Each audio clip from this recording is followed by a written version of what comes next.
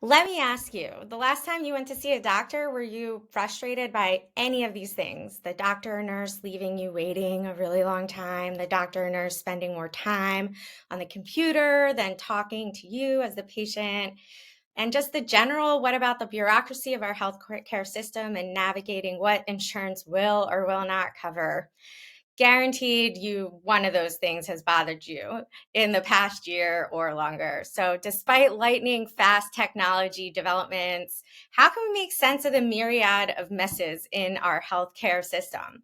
To help us dissect this area, I have Jinsy Jacob as my guest today. She is an emergency room pediatrician. Wow. And angel investor in healthcare startups. She raised and deployed her own $1 million micro fund from 23 LPs and invested the money across 7 startups.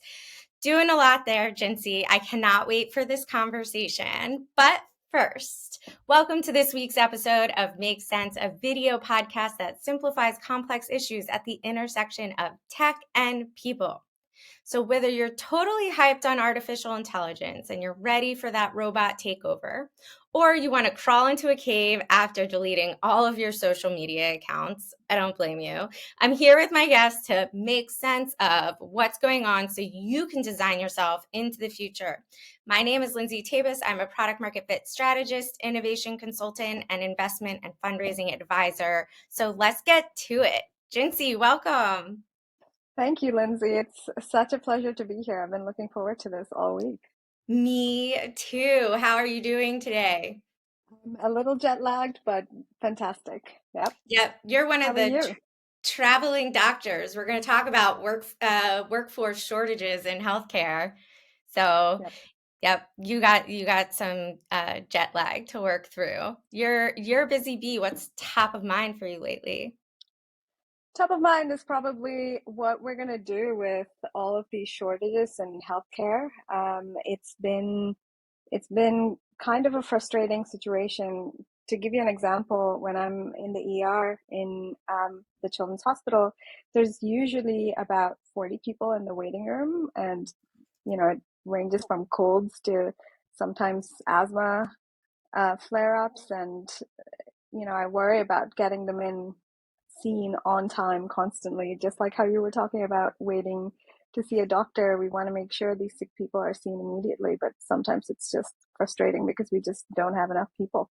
Right, right. And it's a physical manifestation of your to-do list that you need to Yes. walk through. Yes. I can leave a piece of paper on my desk and maybe some things will race around my mind, but you can walk into the waiting room and literally see how much work you have to do, right? Yes. It kind of hangs over you, almost like a guillotine. I don't envy that. Yes. So let's kick off with our opening segment, Crystal Oh, Ball. What does the love this. future hold? Okay. This is where I call out interesting predictions for this year, and the experts, my guests, to tell us their hot take. Jinsey is Okay. my first guest ready to talk about healthcare. So we've got some brand new headlines today. All Uh, right. I want you to say, yes, I want that to happen, or no, please no. Whatever comes to mind, I want your gut reaction. So, Okay. trend. To solve the healthcare worker shortage, we're going to turn to technology. So hospitals, tech firms, government agencies will band together, whether it's virtual care, remote monitoring, hospitals at home, and the need for training. What's going on in solving the healthcare worker shortage? Um, Look, some of it will definitely be helpful. I think being able to comb through data or mountains of data and kind of alert us to what is actually important, I think that would be massively helpful. But is technology going to replace the workers that are needed anytime soon? Probably not. No, definitely not. I don't know if people even ready for the AI takeover or the robot takeover, ready to be treated uh, Although, by doctors. interesting take. There are people who are using ChatGPT to write down patient instructions to make them simple and easy for people to understand, and for them to come off in a tone that's like actually empathetic. So it's an interesting use of it, I think. Yeah. Well, we've talked about it a bunch on Makes Sense that um, AI isn't necessarily going to replace you, but people that know how to use AI will because does speed up time, does reduce analysis paralysis and stuff like that. So that's cool to hear. I Exactly. mean, we more empathetic healthcare providers sounds awesome. So It's really interesting that we use AI for that, but it's yeah, yeah. It's a not sign the of our first time time. I've heard people using AI to help them communicate more clearly. Yeah. So maybe remote monitoring will also help with reducing or addressing the shortage. We've talked about, I think, like our society and culture have been talking about preventative care and other things that can help uh, Yeah. decide I, or indicate whether a patient should come in or not. Uh, yeah. So there's two parts to this, right? So remote patient monitoring, I absolutely think that this is going to be the way of the future. I think we've sort of learned over the last few years that maybe people should not be in big hospitals for a long time. A hospital is a really tough place to be. You can get sicker from it. You can get sick from some of the interventions that we do. Um, and obviously, nobody likes to be away from home when they're at their most vulnerable. So I really like the promise of remote patient monitoring when we can, and moving to that trend of hospital at home. I think that's going to be a really interesting and promising area. I think if I was a health system, though, I'd be really worried because, as you know, most health systems are consolidating. They're building these mega structures.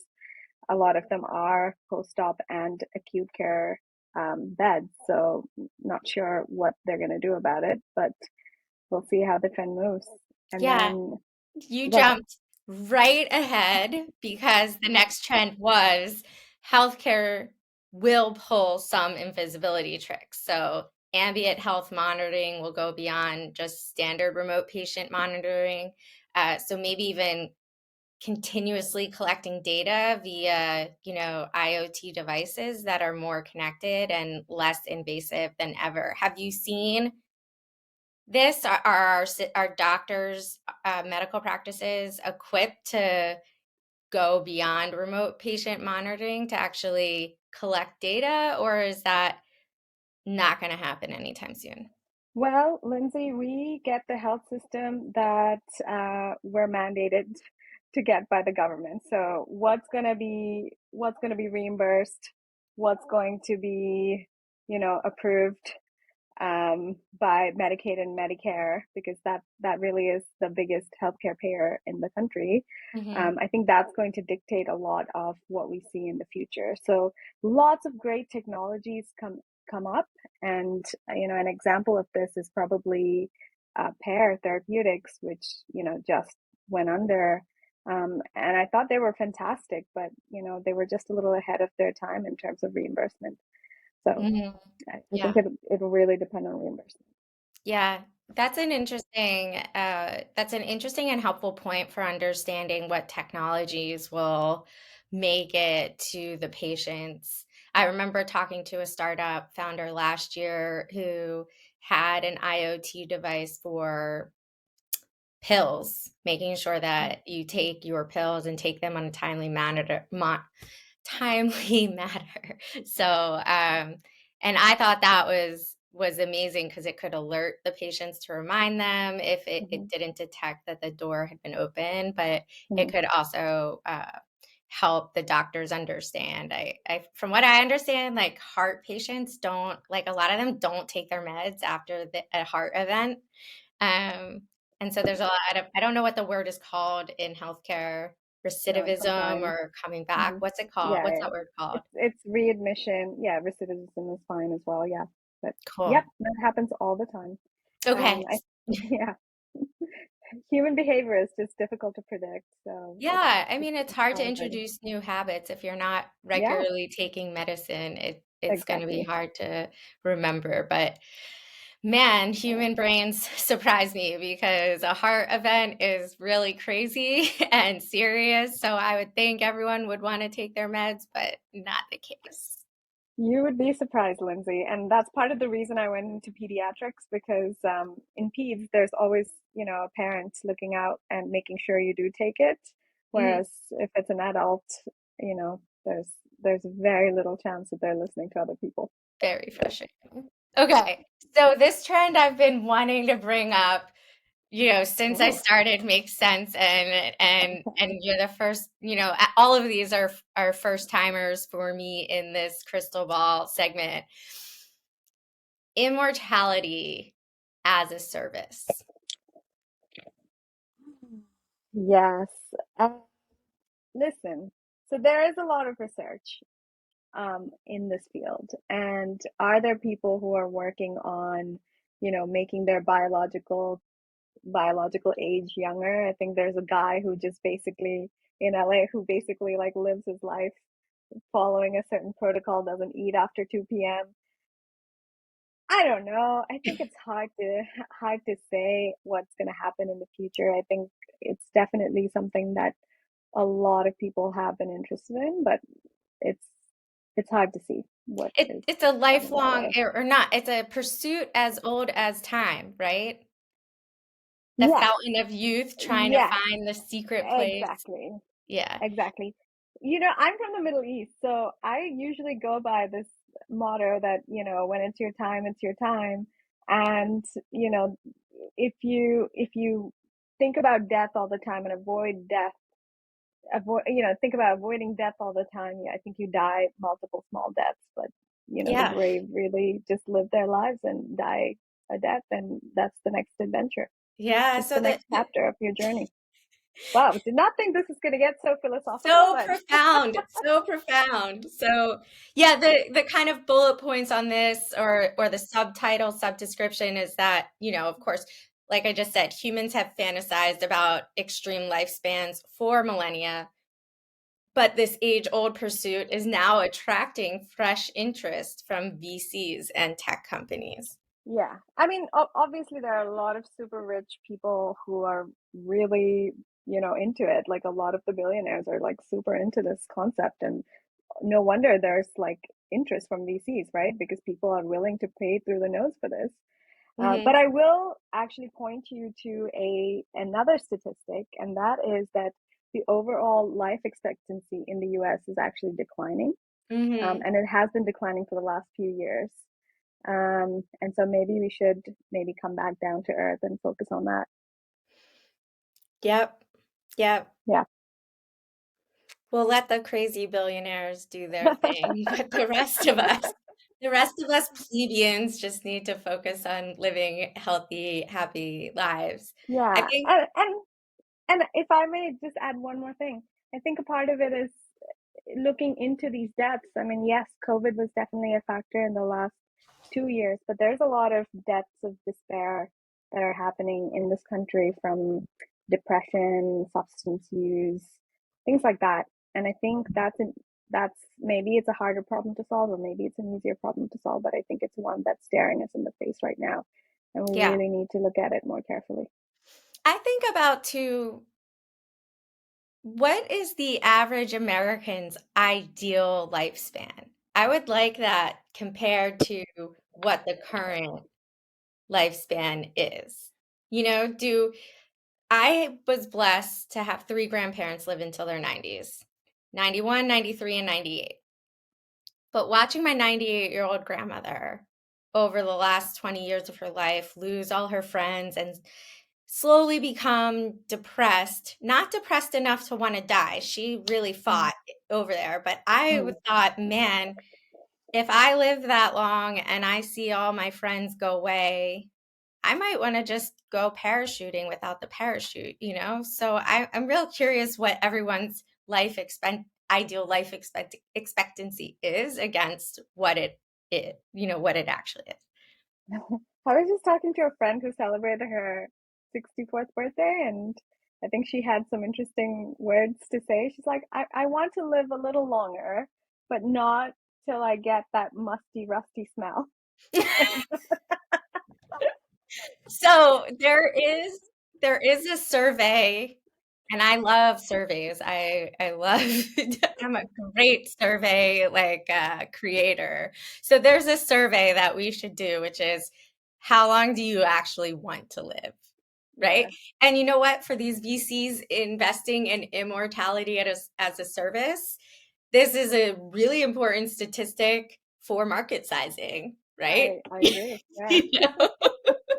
How many people want to live longer than what the average life expectancy is? That's yeah, your that's your possibly your like take. total market. I will also quote just one more thing from my very wise friend who does not want to be musty and rusty.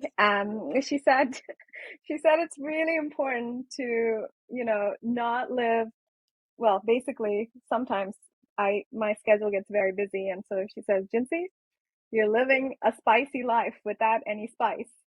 And so that's my reminder. Like, let's not overload ourselves with all these things and schedule all these things and just not like live and breathe and appreciate what we have and appreciate all the things that we've been given. Yeah. So that's Hear that's ye, my hear other take ye. on life. Yeah. Yeah. All This is right. also a philosophy podcast now. Hey, we are talking about how we can design ourselves into the future. So make sure that your recipe for the future includes lots of spices. Uh, Yes, absolutely. last headline. Okay. Mental health will become the new annual physical. So, 1 in 5 Americans are experiencing mental illness. Are we seeing a rise in mental health check ins? Are there opportunity to look at a mental health check in as like an annual, not a weekly therapy session? I love this question, and I have a lot of thoughts on this I actually. know you do. So, absolutely, I think there has been an extreme rise in the number of young people, especially, who are depressed, who show up in the ERs wanting to kill themselves, who are having all kinds of mental health crises of all times. Like, I mean, I have friends who have children who are in university, by all means doing well, but they're depressed. And then she was sitting down and having a chat with her daughter, and she's like, "Well, mom, everyone's depressed. It's like it's just the norm almost." And that makes me really, I guess, it makes me fearful for the future. Like, what what are we going to do? And what is the reason that, especially our young people, are going through this mental health crisis? I Hmm. think a lot of it just has to do with the fact that, I mean, I think COVID was a big factor, but now that COVID is no longer an emergency, um, we we For still those of have you that are listening and not watching, Jinsey did some air quotes around COVID yeah, being the WHO ended it as a an emergency. non-emergency. Yeah, yeah. So has to do with the way in which we're interacting with each other or not interacting with each other. Human beings are meant to be communal beings, and I think with our current lifestyles, we've just become really isolated. I think the Surgeon General Vivek Murthy talked about how loneliness is the next great epidemic. I think there's a significant percentage of the country that's lonely, not just young people, but also older people. And we as a society need to think about what we're doing to alleviate that, because I think this is just starting. I definitely see it as, mental health amongst young people. It is a symptom and a result of a lot of our systems, big Yeah. systems, not really working. One area, and we don't have to go down this road too far, but it's like the path from education to workforce is so prescriptive, and it's obviously failed a lot of people, even Yeah. my CV, which looks super straightforward and linear with relevant education, was not at all. I had problems, surviving in the Mm-hmm. like Mm-hmm. structured 9 to 5. So Mm-hmm. I think it's also just a result of multiple systems and a disconnect from, what from the spice, right? From what really Yeah, feeds the human soul. yeah. I think I think you've put that very nicely. Everyone's leading a spicy life without the spice. Yep. It's like just eating food with like either totally bland and no salt or just eating food with like the spiciest hot sauce that is extremely painful, like Yep, going yep, in, coming out, and everything in between. yep, yep. So I can like, I also make one more and this is a technology podcast, so maybe this is not the right way to phrase this, but I really also think we need to look at the way children's minds are being changed by this constant exposure to technology. We don't have any data on that. Long-term studies are being looked at. We are seeing changes in how the brain is wired. mhm. So I don't know what to make of it. Is it going to be better? Is it going to be worse? Maybe it's just going to be different. But I think this is something that we really should focus on. 100%, right? Yeah, What does it yeah, really mean to be digitally native? yeah, Yeah. yeah. Well, to all my friends and fellow alumni from my grad program, the School of Information at UC Berkeley, here's your chance. This is we've studied communities forming online. We've studied communication when it's mediated by computers. We got to study what's happening to the kids, okay? And how their brain's developing. I love that call to action. Hmm. All right. So going on to our second segment, because we're focused on healthcare, we have to call up the segment I call From Disruptive to Disastrous. In this segment, my guests and I talk about when technology backfires, when it has a lot of unintended consequences. If you know me, I'm obsessed with the fact that the growth and innovation of the past 20 years has not resulted in actual economic productivity gains. So what's the deal? Um, so we're going to talk about the super sexy subject of electronic medical records. Ah. The transition to EMRs has been incredibly disruptive, positive and negative on hospital systems in terms of cost, but also to doctors and their ability to deliver patient care. Providers now spend so much time on the computer, and I just would love to get, your thoughts on how these systems have helped you deliver care and how they have hurt you. Yeah, I think the entire medical field just goes into a collective groan every time you say EMR. Mhm. I think there's been a lot of good and bad and the ugly from it. So I'll start with the good, and I will say the only thing you need to do if you need to like stress out someone working in an emergency room or in a hospital at night is to tell them that there's downtime coming. Downtime is when your EMR kind of shuts down for monthly updates.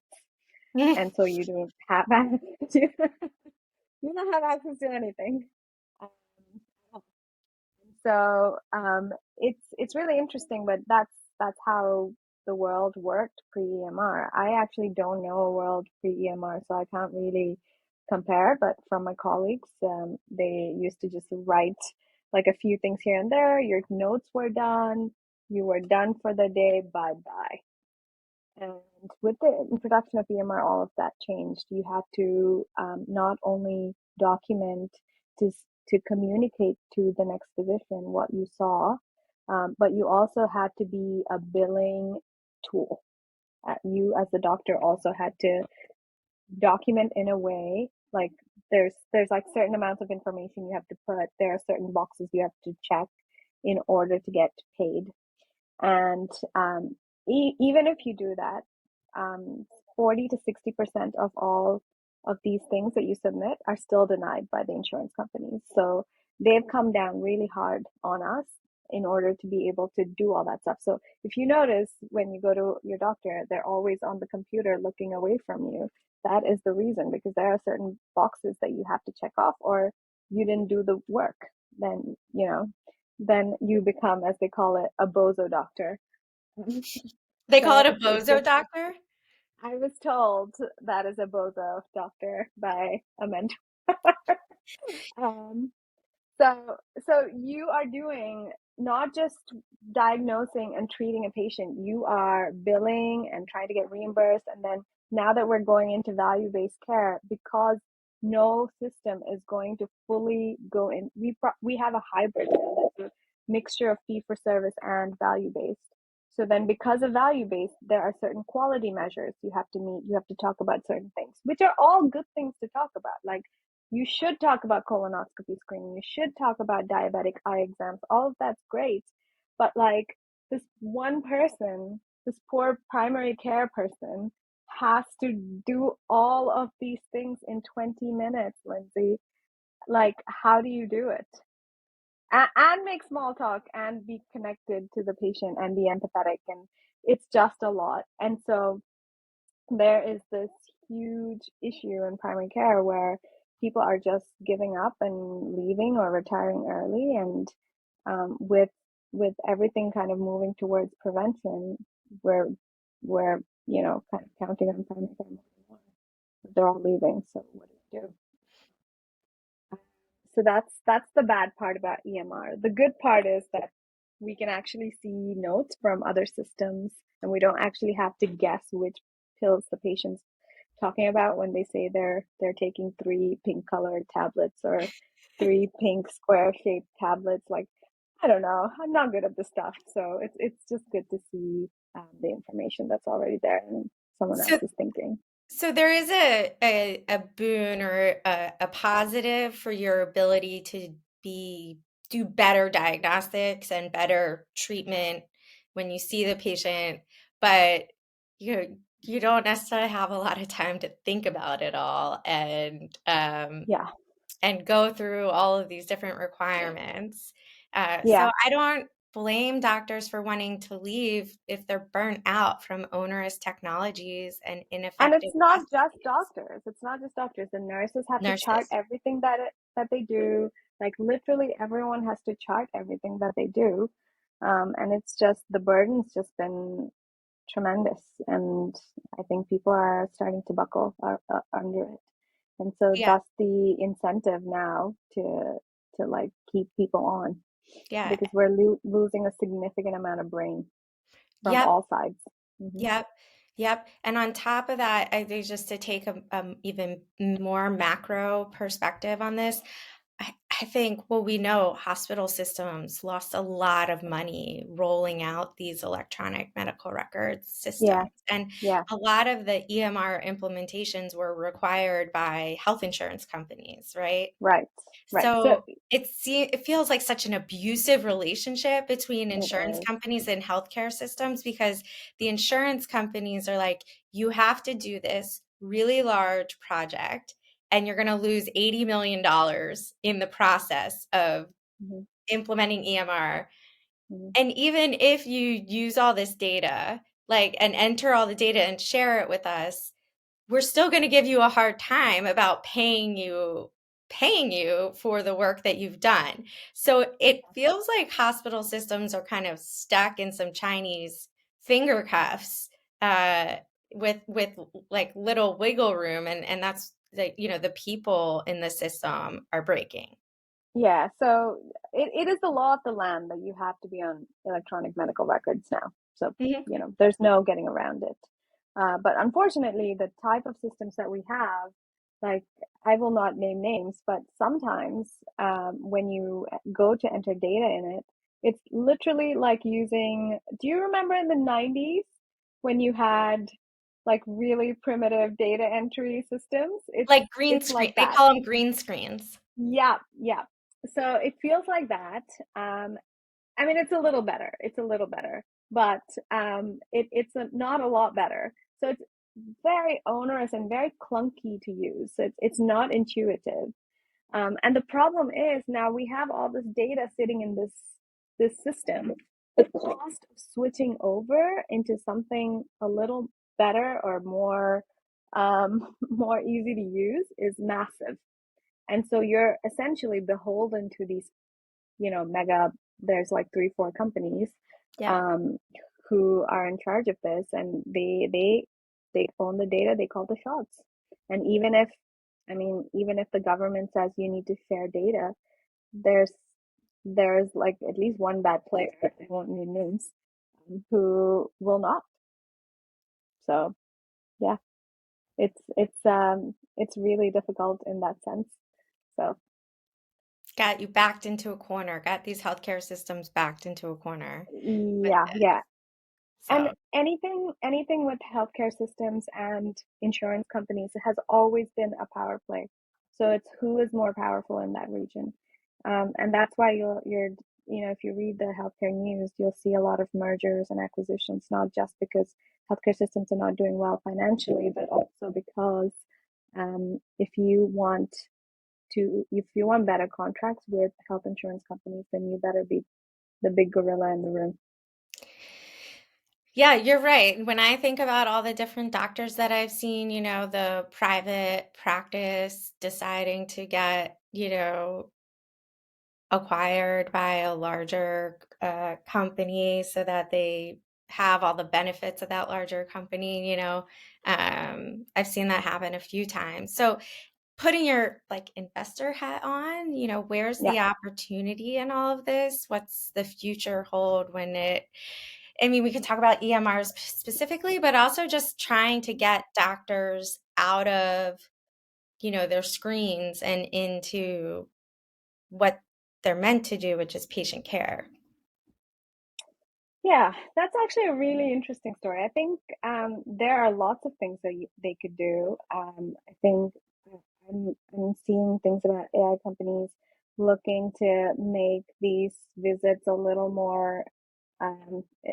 less document, and like things just being naturally being pulled in via AI, or I think a really great company doing a lot of great work in that space is DeepScribe. I think they got a great model, but I think it will all look. There are a lot of really creative companies out there. There are a lot of wonderful things out there, but I think part of the problem in healthcare is that it is highly regulated, and we will get the healthcare system that we are regulated for, right? So if there are certain things that you can and cannot do, and you'll not, and then there are bigger players who don't want to change things, then it doesn't matter how many really creative companies there are. They will, ultimately die and fail because of these structural issues in healthcare. And I think one of the things that I would urge everyone who is interested in, healthcare being different to do is, you know, form a broad coalition and start lobbying. I think after a lot of time of being in healthcare, I think that's what I've sort of realized. You need to. Those those changes that happened during COVID happened because telehealth laws were relaxed. Hmm. And look at how many things that we got from it. Some good, some bad, but the law of the land really determines a lot of things in healthcare. And the way Medicare and Medicaid is reimbursed determines a lot of things in healthcare. Okay, I'm going to pitch you an idea, and you're going to tell me Okay. why it can't work because of all the regulations and bureaucracy. Okay. Okay. So, you were saying that, uh, what is it, value-based care, Yeah. and that you have to go through like a lot of notes, taking a lot of notes and talking about a lot of things.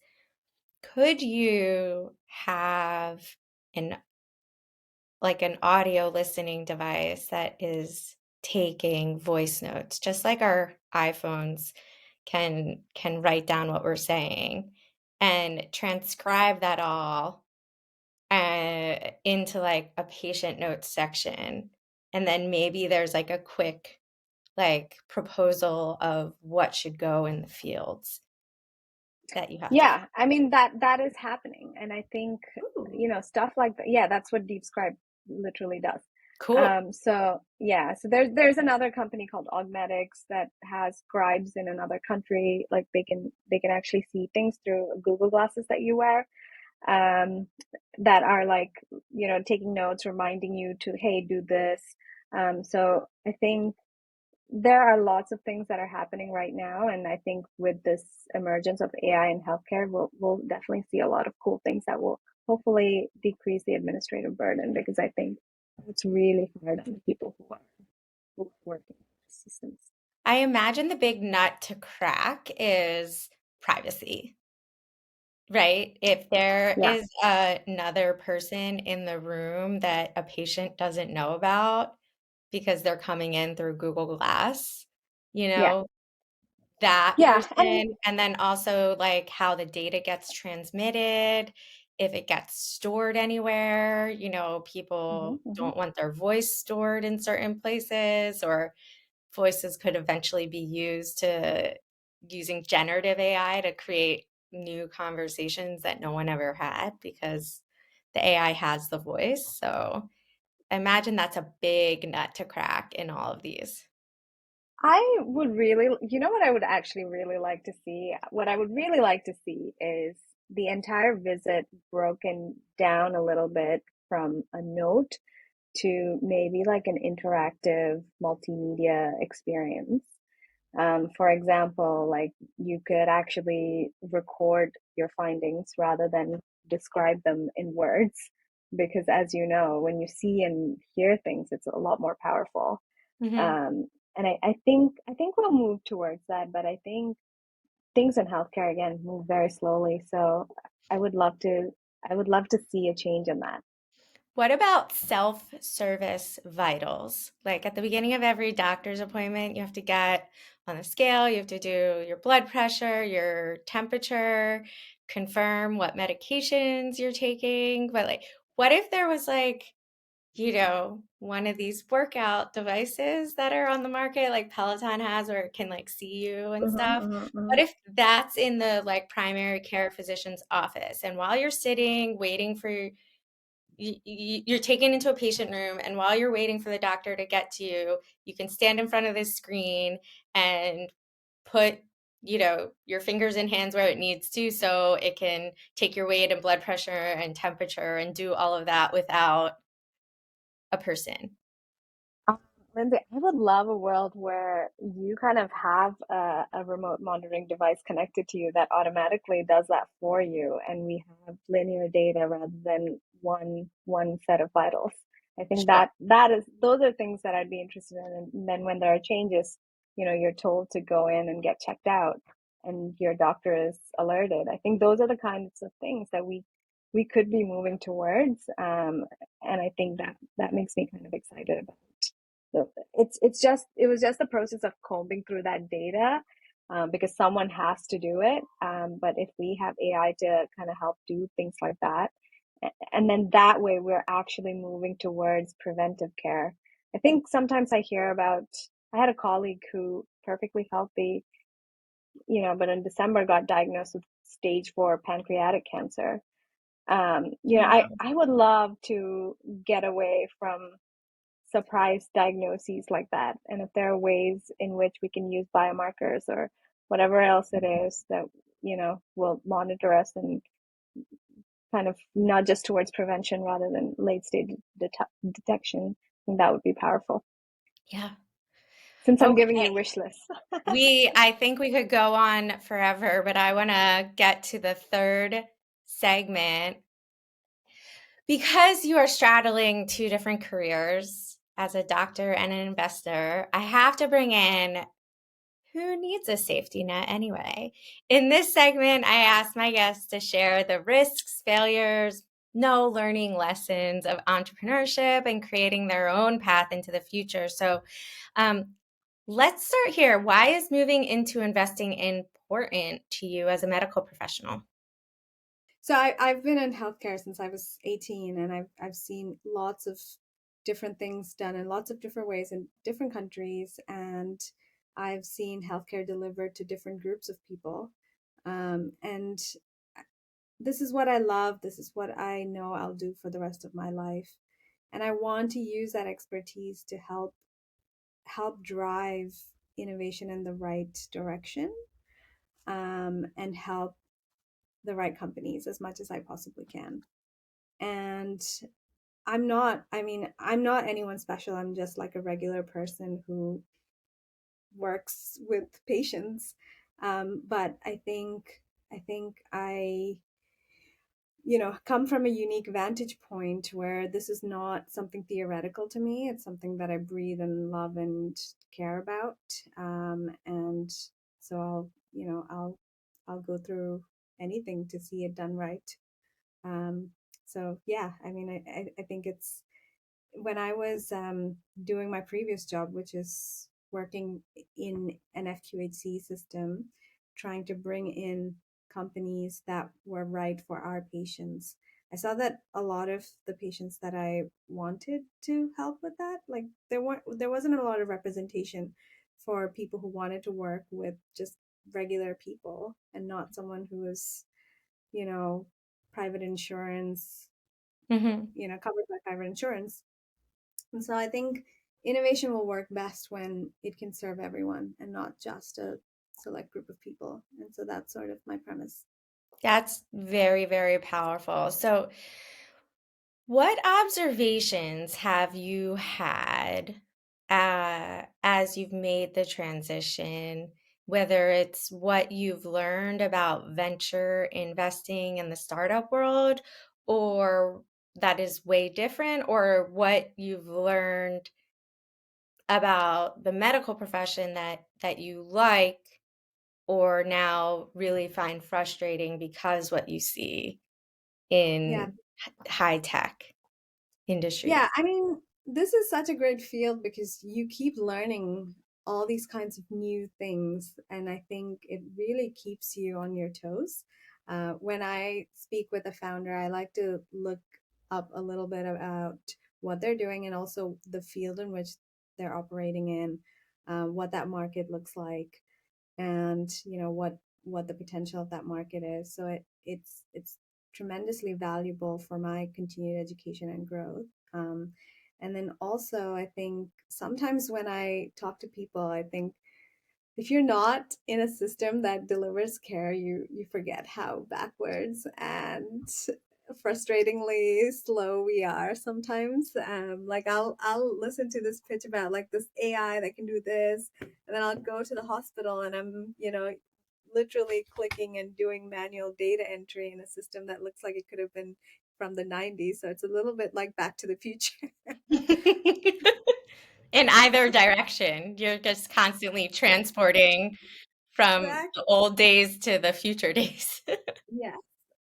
So I think it makes me a better doctor as well, just knowing what's out there and, you know, being sort of a conduit or a bridge between people who are clinical, I think if you ask anyone who's clinical about technology, they're all going to have that like, well, we tried EMR and look where that got us kind of a mentality. To like, the innovators who are super passionate and like really want to change things.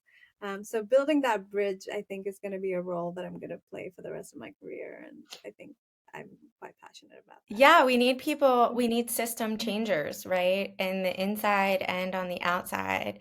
So, what do you think is the biggest challenge to getting more medical professionals into health tech and investing in the future possibilities?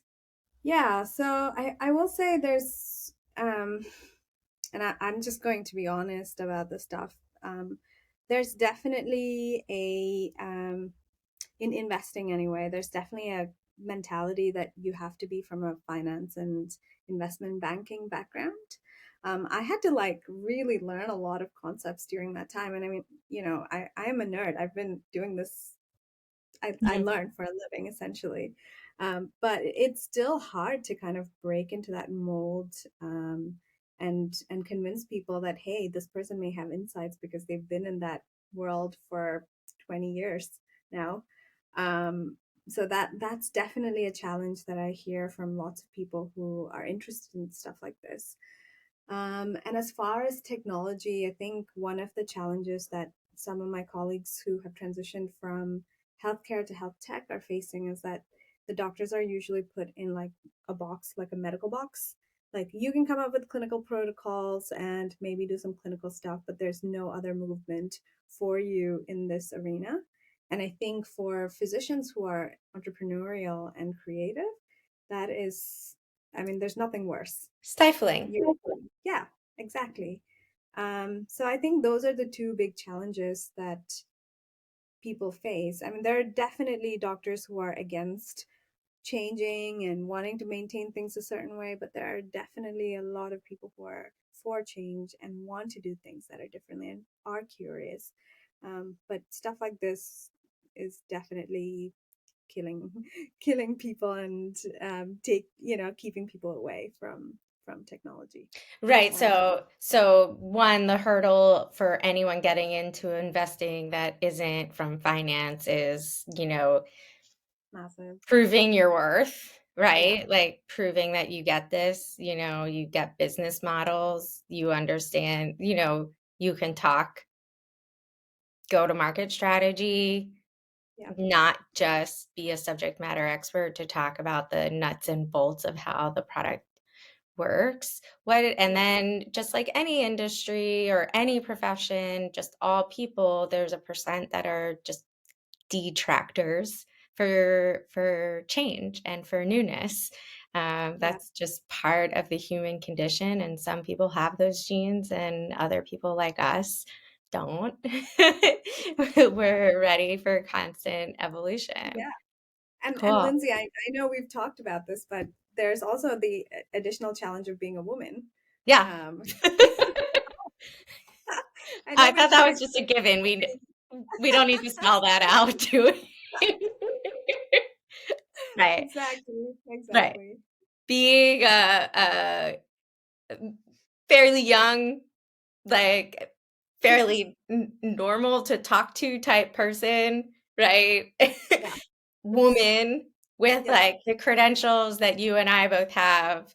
Yeah. Somehow that doesn't get us taken more seriously, No. right? We've talked about stuff well-meaning men have said to us. Yeah. Uh, so we don't Blind need to. spot, you know? So, Yeah. so yes, okay, so the hurdles, to be fair, not having a finance background, being pigeonholed as a SME only, Yeah. your gender or gender identity, being other, all of these things are really challenging for getting into investing as a medical professional. For But you sure. give us hope, Jinsy. You give us hope. I'm gonna keep fighting, Lindsay. I know that to be true. All right. So let's wrap up. Let's make it make sense. I think my biggest takeaway from Jinsy is that technology in the healthcare space, the evolution of it is highly dependent on regulation and who holds the power.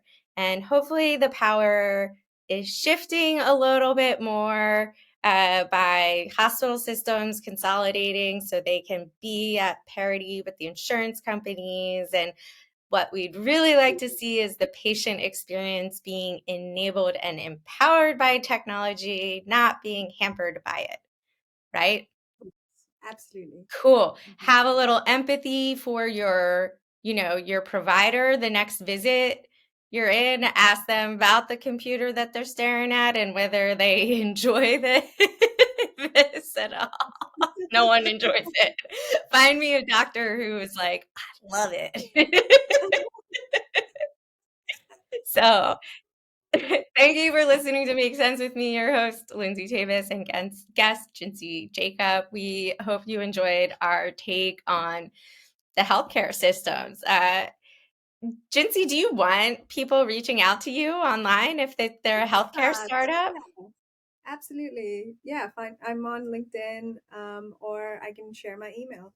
That's Yeah. totally All right. Well, if you want to get in touch with Jinsy, let's start with her LinkedIn profile. See if you can connect right there. Make sure you add in the connection request. that you heard her on this podcast and want to talk more. Make it meaningful, make it personal. That's how you build real relationships online. If you want to continue, and of course, this has to be a yes. If you want to continue to be the smartest person in the room, hit that subscribe for next week's episode, and follow wherever you get your podcasts and subscribe on YouTube. So thank you, Jinsy, for joining me.